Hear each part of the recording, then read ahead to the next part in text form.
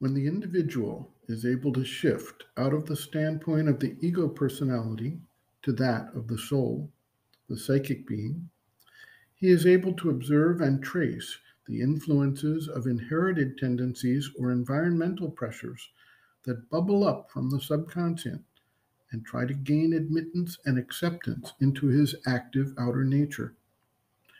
The tendencies are as clearly defined as when one sees a physical resemblance between a mother and a daughter or father and son.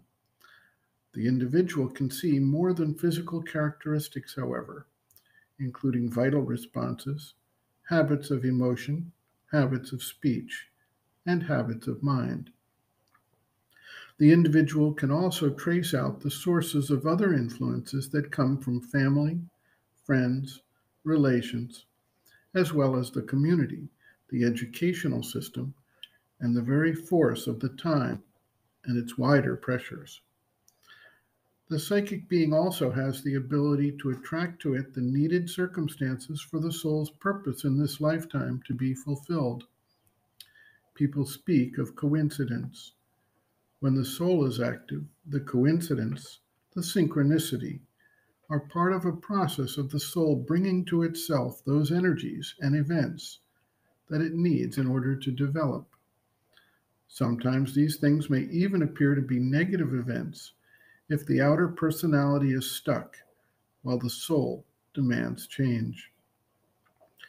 The soul can see patterns, relationships, and active forces from this new light and does not take things personally as the ego personality tends to do. Life, seen from this standpoint, is a miraculous concatenation of energies moving towards a sense of universal oneness and inclusion. The individual no longer is oppressed by the old habits, traditions, and ways of doing things, but is liberated through this knowledge. Those things that are useful can be kept and modified. Those that are obsolete or counterproductive can be eliminated.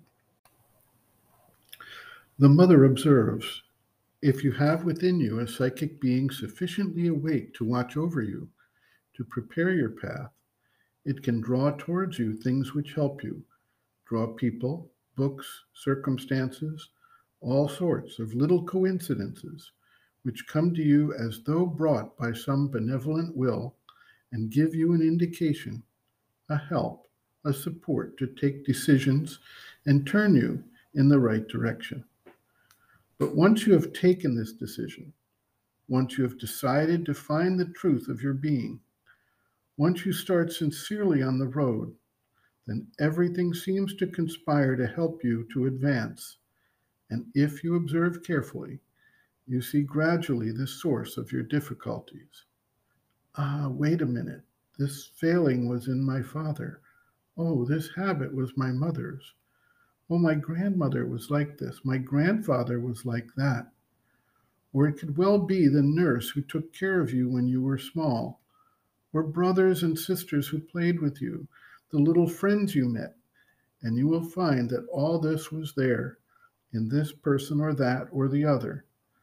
But if you continue to be sincere, you find you can cross all this quite calmly, and after a time, you cut all the moorings with which you were born, break the chains, and go freely on the path.